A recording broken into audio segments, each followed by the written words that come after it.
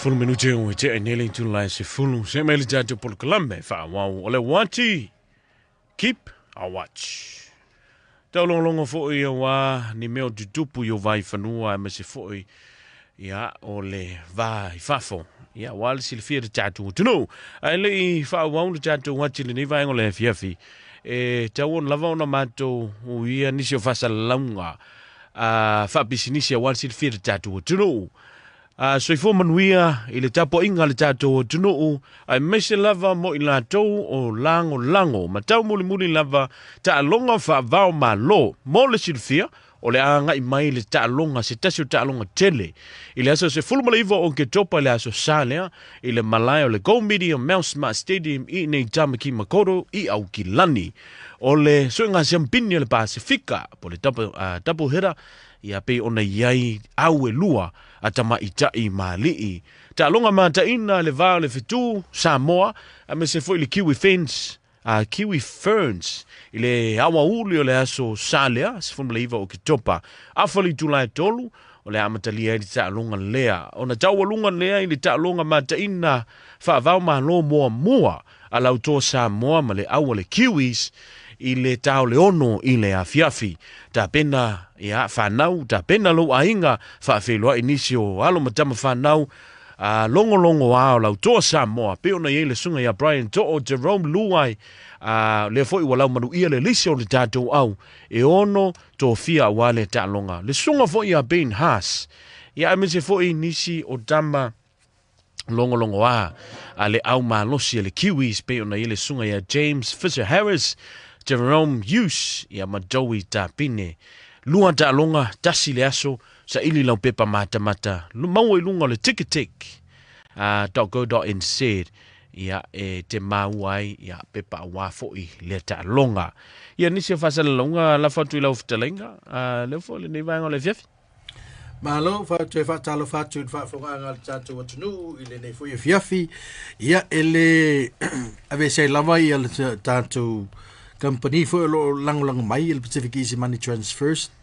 o le tanto company fatu tuina mo tanto tupe la fuine fafo Samoa la so se vanga la vo te ro e por so se me la vo vai pono la langelo i official le tanto Pacific Easy Money Transfer o e ma fai na la foi la se leni Samoa ya la foto anemo ni mau al taimi te la foi nai Samoa fa pena fo le unanga mal tatu tatu mon rentals fa tayo no langa le me fo le fionga ya Peseta Island Towers o le tanto company lang mai el Pacific Easy Money Transfer ya so se ofisa inei au kilangi Wellington Christchurch ya manusila atolo ya tanto ofisa na tanto company el Pacific Easy Money Transfer ia a mesele unanga tanto falta vale o le Moana Rentals mo se tale ta vale fo ile te fa ngaina tong mo vai aso pe malanga i Samoa rent ia mau ai le ofisa i fale olo i Latu ofisa ngai ka ngai fale olo e o so tono ta vale fa tani mai la finga wenga foi ale Moana Rentals lau Fofoga fia ia le tlinga ya te vanga ia male au finga wenga tanto Moana Rentals i nai fale olo ya tau ngo fia ta vale ang tama lelei te whērua iei whaongai nei le taimi e te whiawhioa iei Samoa i lau ta whaonga ya toi te liu mai whanto e ko lopun mala vale le ta vale na i le taimi e te te liu mai iei fo i whanua pe a pe te malanga mo ni ta whaonga i lo tātou atunu o le sia tātou whaasalang whapis nisi nei lea uto e tau mai ia o le sia tātou company whaalau iloa le Rocket Remit Australia ia lea ua ola i tono o lea ua whai mai it's now live in New Zealand tu sa lea ua live in New Zealand to e live ia tātou company fo i lea Rocket Remit ia e mwhaiona la fo e lau se leni Samoa Fiti Vanuatu Tonga Cook Island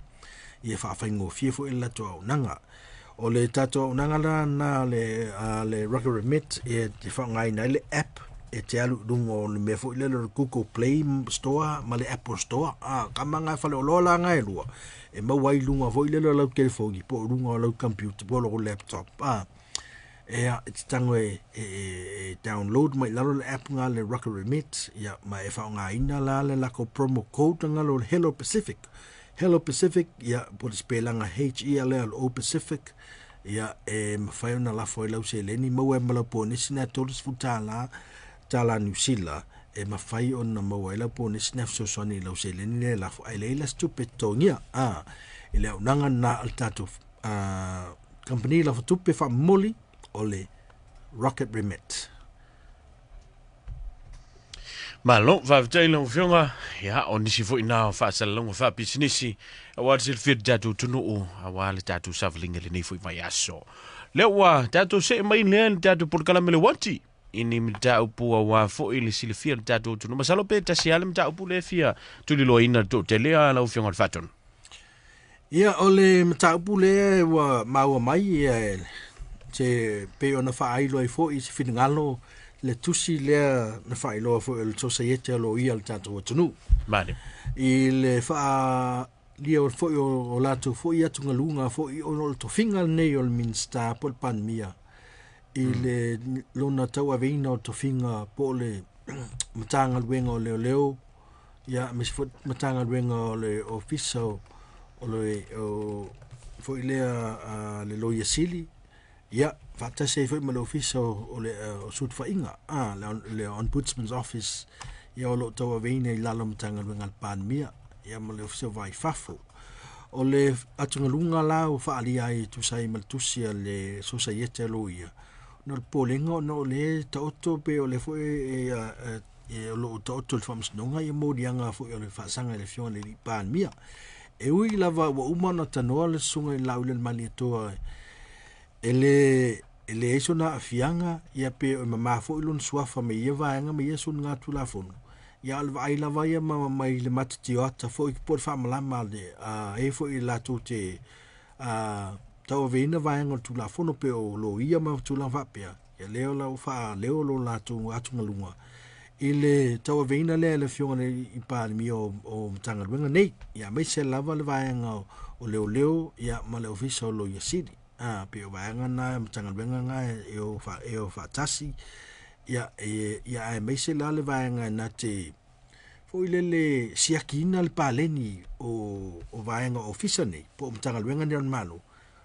official sud fainga mo le fa tainga a molia o leo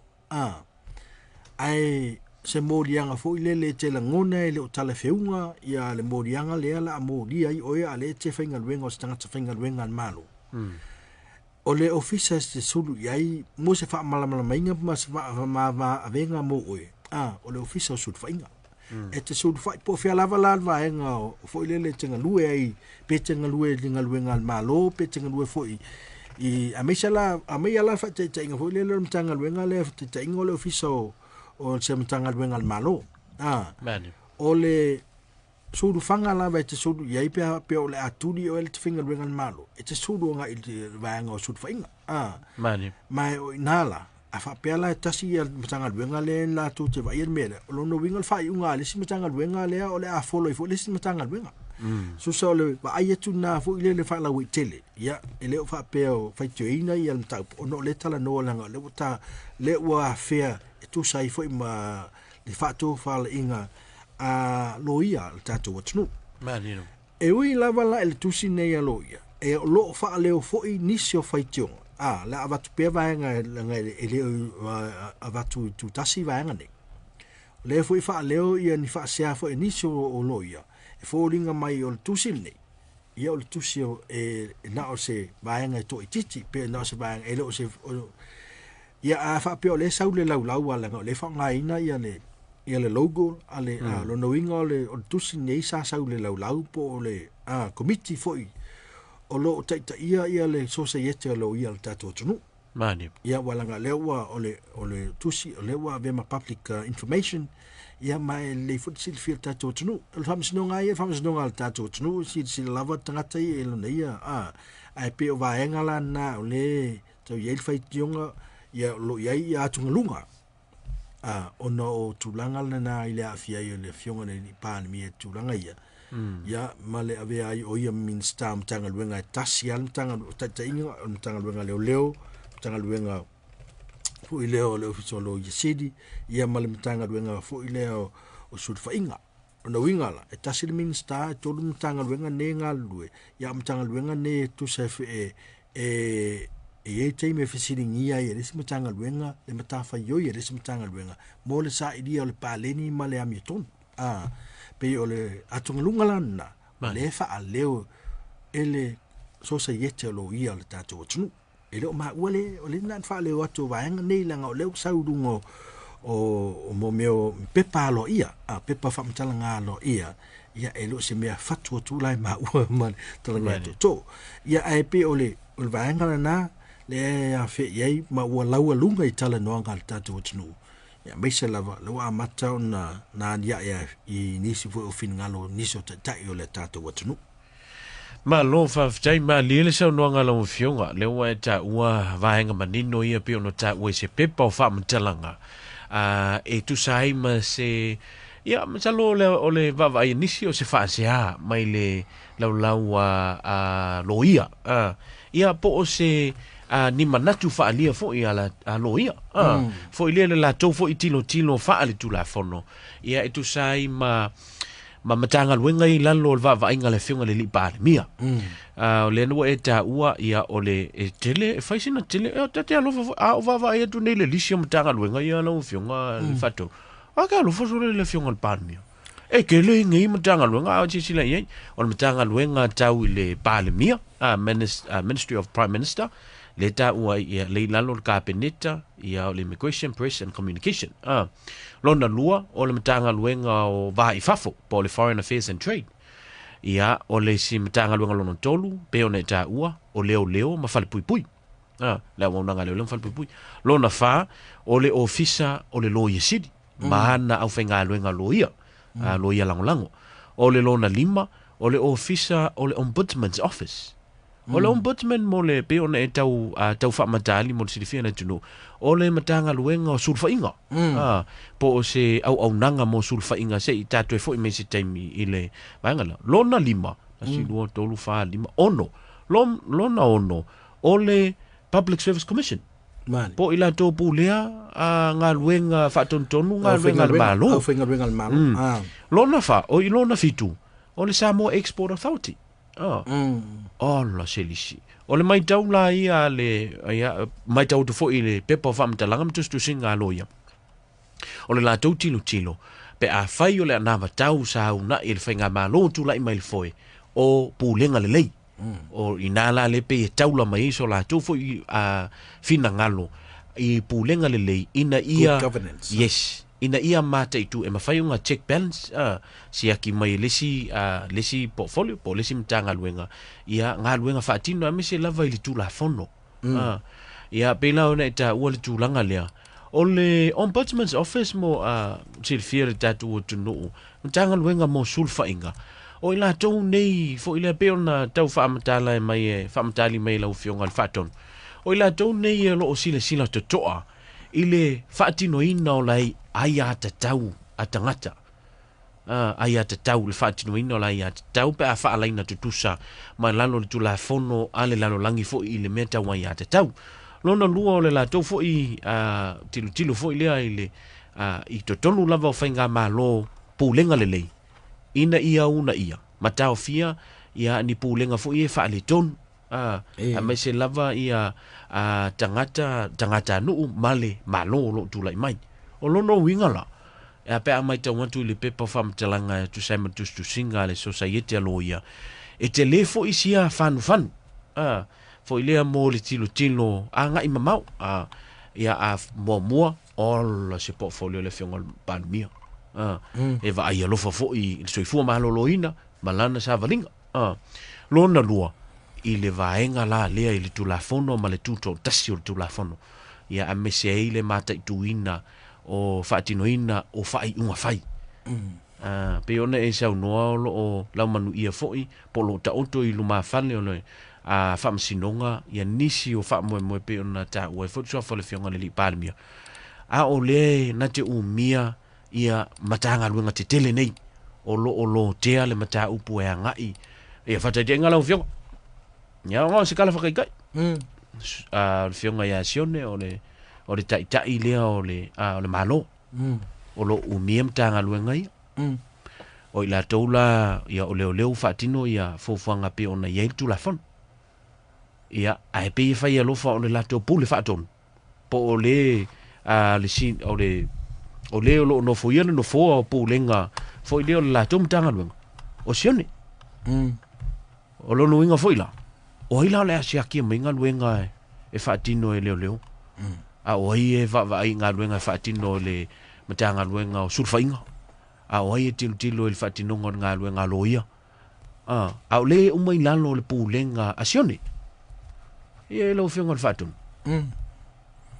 Pero tu langan na le au mai ai ma fu ai ona a ese fatu fala inga fo I society ia loia le au mai la tu fo ia pitola au o le mea taua ma loto tu atu le vaenga nei o le au tilo atu ma loi fafo be o le vaenga le na leanga e fesili ngia ma lo au fatas ia me se fo ila tunu I fafo le sau fa inga e la tu te tausia tu la fon mani po le ala to mele fai yes o vai nga tau le na ele o fa pe a me le anga ia le fa to fa inga nei o le mea ia o le fai fo tu te a loia a wa o le te me fa le o me si o mai o na fa le o la to fo manatu se taimi fo Itali le fionga le di pari mi vai nga nei wala nga silia msalo le fa tali ia la tu stala I se whātata le noanga malana fionga le sunga la udan mani toa. Le teimi whaifa, ia, o le teimi lai ama le na tali fo I tātou whātata le noanga mua ma lau tūstala, le na sau noa ai. Whai a ngā luenga le whamasnonga. O le ata oto tupe le whātino ina ngā luenga le whamasnonga. Mani. Ai pe o vaenga tā ua le na. Walanga iei al le upu fo I le atunu le asa le whaifa le asa le salo. Mani. Ya ai le na fo ila e tatu te talano ina se tu vo le a me wa batu se fa se a na le fa le watu ngalunga nei le ngate il societe o tangata a loia al tatu watu ya fa pe fo initial tatu watu wa mai ala tu fo ia atu fa le mai ala tu fo ia ngalunga tu langa nei yo le mta bulana se taimi e mo ma se tat e mo mai se tali fo ma se fato fala inga na fionga le li parmia ya mai se na to veng no tato mtanga wenga ntola ole parmia tu sa pe tele na tanga wenga ilanga o yo parmia on parmia pule ai na tanga wenga on sugare di parmia ya te ya la vale faitali o vanga ni ya ai e nga fo e ve fo mta upu ia atono e fangfangoi foi se fa to fala inga ia fa ia se dau a me se foi se fa tu manatu ia le to e fitala i foi vaenga nei ia a wala vale le ave se masalo a me se lava ia masalonga al tatu tangata wala nga tatu tonu lava ile tua fa tu ile tua sa mo utas tatu te fa tu ile tua na te lava ine tatu pola lava ia me foi al fili tau fai mai se po le alava o tu langa lava ia to to ai na le mi tonu e fatino sa u le mi tonu le tu sa u fa aria le malai po le alava ia me fu e tau fitanga te fa o fiu ma me uma e le ma fai lava ona ana tu e lalo e fa ali mai lava ile tu e lona lava taimi lana lava mi tonu Male fa ftai lo vionga ia male tulanga pe ona ta fa soi fo le tatu mata pule ni monia o le a tam fo tatu Polokalame le Uati e ta muli fo I tatu tu stala ia me se fo I masalo wa le sa ma la manuia le fai malanga to tali wai fo le sa le fionga le di palmia masalo vai so fo ia wa mau foi leo se fa mani nonga nisi vaenga ia me se foi le press masani wa le foi wa mani no lava wa umalava na polo misi le fionga al parmia ila utustala aso lulu o vai so uma fai la ko press pe amai al fontanga al Agapetos ia me se foi ia fai ututu no le fionga al parmia mansalo la se ia il sui parmia ia male mamalu fo le Agapetos ia wa ni talio fa visini wai o le melava nei o le fainga malo pulenga le e fesili ale tati mai tali fo il fesili o vaenga o mfoi pe fa ang tatu fa so mani fo tamali o lo tau fituli le fainga palo tata to nei a va tu il fesili au mai le tali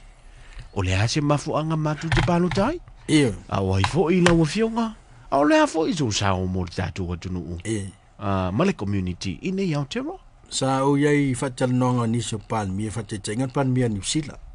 Mo waila i te mi fo le whai e fisili fo i ala autostala.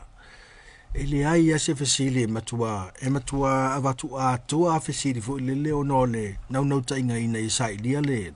talamoni ya me se ole mi ton. O vaenga umalana o tatou. E iaia le mea le vaenga le nu e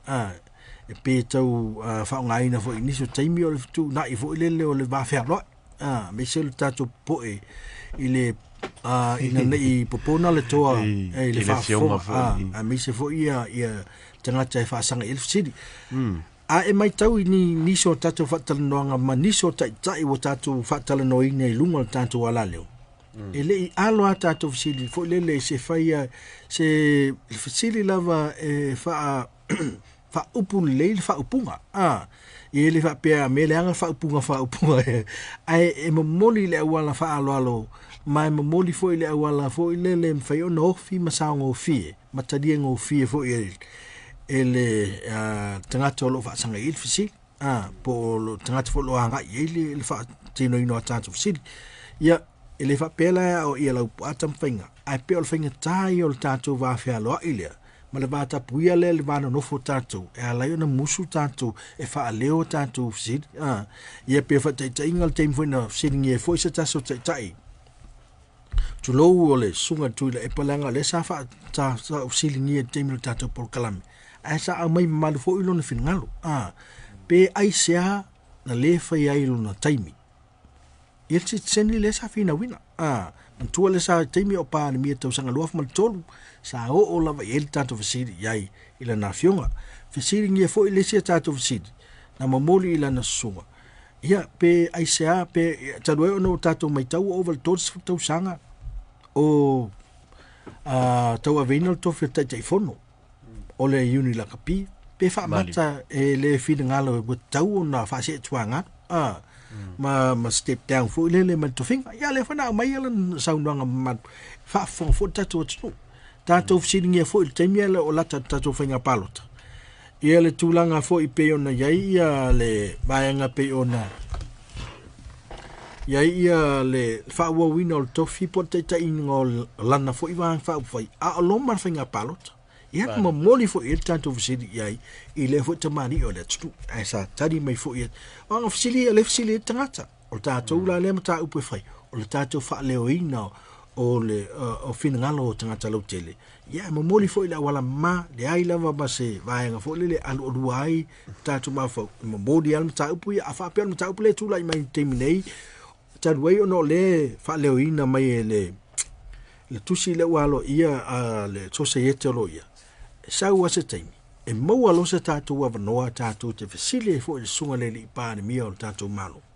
tatu te fa leoina ia wala o le fo sa no le li pa ni mia so se fisilia wala ngal tofi da pa ni o tofi e tatu tausia fa tasi tangata lau tele ma fisilingi ai la mi ton mo sa no winga la o te me tani meila na fionga e ala se tatu tal sanga atu i se fa tal no io na tali meila la na fionga tu sa mata mai tatu te fisili fo fa fonga la tu no tatu fisili lenga o le tau la von fa leoina ia fina ngalo tangata lau tele ia ai le tu ai lalo fa malo mal fa aftai aftai le tua wala nga ele fengo fia le tau sa ina fo le tmani ole tulanga wo ia le filfilia fo le tatu watunu ya toi fe mato finga mai le tua wa vei o ia ma pale mi o tatu watunu ma lo fa aftai lo fionga wo ta wo lo tulanga le me ka ofisiria lo fiong ke fa ku fa kai ka ko wiere ka ko wanga tu lo fa fonga le tu e mai kaula i ka masele i Amerika ma ele uma matalia palmia es skam tole ai sol ai ama se fa mol la vai la fionga le li palmia fa mol la vai la fionga le li plestene fa mol le ka masele fa fu President, would you like to? El Samoa le. Samoa. Even me vele tatou le autustala. Mole vele ngang vaftai. Monia finga tali te lo taimile tau va meina o le finga officini mo. Va fkai vai ngai ka kukuskala i Samoa. Oi. E tau si malua. O le tau si malua o le vale nei. E finga tā tele ngaruenga neo tustala. Oi. Le vavele alo e. Wai rua mea. O le whaitio ina oe e al mea fui. O tātou o ilang o fie fo isi. O isi fo i awa le o se li ngā tari se usa mea ka o se ila stala. Alui ngal tala voilen. O ngal ue ngā i whatu stala. E le ai ase fasile wha wale valea. E le ai ase fasile fo le wala ngai. E eil tala fo le wha e mese ia o onga fo. Ask any questions. There's no such stupid question. E le ai ase a watu la fo le. E eil au wala. O tātou la, e ile a wala fo ile le whetu na i ai o tātou mahufau. Leanga a whape e te aduatua o le talanoanga mantua i e se tasi o tamari i fo i o se tasi fo tina lau i loa, Papa Driver. Sa whaia tātou trains i nei le tātou ofisa. A fio mai la i o le fionga e tamai tai fo tūstala. Whaia i ei fasili al tātou lau tūstala fo i mai lau whasalau. Whape whea ona i tosofa ina nisi o mta upu Male ale, i tono mai tai o le Pasifika. Ia, whapena umala le awala lea sa whamatala mai e le mai tai leo Papa Driver i le tātou training le sa whai. Le fo i tātou te whatino ina, le awala lea wha le hanganu o tātou. A tātou tala noa e whatamini milo te isi a ina ia i loa le lei le tangata fo e lo o tātou whaatala no ina. O le ia ili tātou awa whatawhata ma le wawhialoa. O le tausia o le tātou vāna no fuai. E no o le teimi wela ngona wa tauna o na e whesiri iei. Mai tala whiunga le lei, le teimi le wa e whesiri le tuai. Ia ma le toa whi maalia fo o le son whiringaru. Na i lola nisi o tātou. E lua koe ma le whesiri a makai. E o le whaingala na fo le ia le whainga na masani o ngaluenga nei i le. Tu sei fo i maanga wha Britania maanga fo i lea. Le van no foi le i va fatem kalasi ia o fisili tu mai lo la il tatu ang no mal tatu van no foi oi e mo muanga e fa tu lo le ia foi ma sa tu fa pena tu lang fa pe wala nga tu lang masani le tatu foi van no foi la nga mai tau lo tatu tu fa pe mai foi soli e angal tanga tele ma fa ai ile tatu ai nga luen pau hale me i tātou tausisi a e whaiele a mi tonu tali mai foi. Mau alol tali. E kere koe kangola milo milor kat. Mau asa o mai al tali ia. Whapeatu. Whaftai. Leo mau alo whingal. Se i vangana. Ua toi iei se isi au whisili tu atul tak. E te whisili fo ia i le mata upu. Langa pe fo tātou pengi. Pengi. Ta ido fo i leo ia langa i le tātou mata upu lau whamsino. Pau ale me. O le wha leo whisili ma whina ngalo. O le lau tele o le tātou atunu, o loo whapea na tusi mai tono le tātou Polokalame, ia ato i fo i mawaenga, ina ia maua e le tātou atunu, le ato atoa o se mata upu, o loo fisiringi ai. Ia malo, whawhitai lau whiunga le whaton, ia o leo manatua taulungai i le tātou Polokalame le Uati, ia tu sei fo le nei fiafi pe i se vaenga. E o le, ai tātou tele ia ngai le whaiunga le tātou Polokalame, ia me se fo i le o le whamalo le se tasi o alo le tātou tunu. Ua tō fia fo i le komiti po o le ilo i o filifili e ilo i se fulma le lua sa whapaleina. A vea ma lo i a fo i le al tupu po King's Councils. Le tamaitai a tiana e pati. Ia ua whapeona whaeaina. Ia ma o le urua i Samoa, urua i Pasifika. Ua whae aina i le foi whae longa i po le foi tofinga. O le vea i o ia ma lo ia le nana fionga i le tupu. I po whae ngoaina o le avanoa nei i po le tūlanga le o siti e foi ia le taumwhinga le foi alo le tātou tunu. Ia o le tūlanga mau lunga. Pe a fua ia i le tele o tātou lo ia. A vea lo i ma KC po King's Council. Ia sa QC yaso ia po Queen's Council yaso ia le lau King's Council langa le ua tupuru ia tatu ia le fionga ia tupu ia salesa al King's Council la o le tūlanga mau lunga le o iai le vea o e maloia fo ilea ia e meisel whatutuina o le lo tau singa o le tau sisi le tūlafono ia ma le whaonga ine tatu tangata lau te le mau lunga le o le tūlanga o iai ia lo ia malato fo i katau mawhainga ia se ia o lawa ina vea fo i lato mwhamsino i le tūlanga ia nga iai lato soifuanga wa le fionga i le tumaitai lo ia po le King's Council, KC. O le alo e whaasino se tasi o tamari o le tātou tunu, fionga ia le whamsino malo lo manu malo, sunga ia jaja ai au semi e pats. O le urua i Samoa, fo i manu urua i Pasifika i whamsinonga mauna, i whamsinonga fo le District Court, na ofi atu i whamsinonga le tātou tunu, ai New Zealand nei, ia le fo whapale i nasionalo, veo le urua i Samoa ma le urua i Pasifika fo i le tofinga nei King's Council po le si tia i le tofinga whaalo ia le vea ma KC ia peo na lau silfia tato tunu whaia tato whamasinonga i Samoa e peo whaalo ia le nei whaatalitali mai ia whapeo mana ia mai se KC peo mai se tato lo ia le hanga ua maua lunga ia le whaea ia ato ai fo watu matila le tau mawhainga mai se laval fina winga o le nei fo whaatufunganga o le vea oi malo ia ia le na o te tau ai le whamalo atu i lau sunga tiana e pati ia lau sunga le KC ono o lea fo i whaalo ala maulunga ua mwhai ona au sia i le soifuanga au auna ma tau tua ina o le tātou tanu i tonu a Jero ia malo vavtei lau fionga le whaatonu tu sei fo i ma vaenga tāua ia tau longolongo ina o le tātou tunu a me se fo i o se whamalo i le tau pati ni se tamali o le tātou tunu ia o loo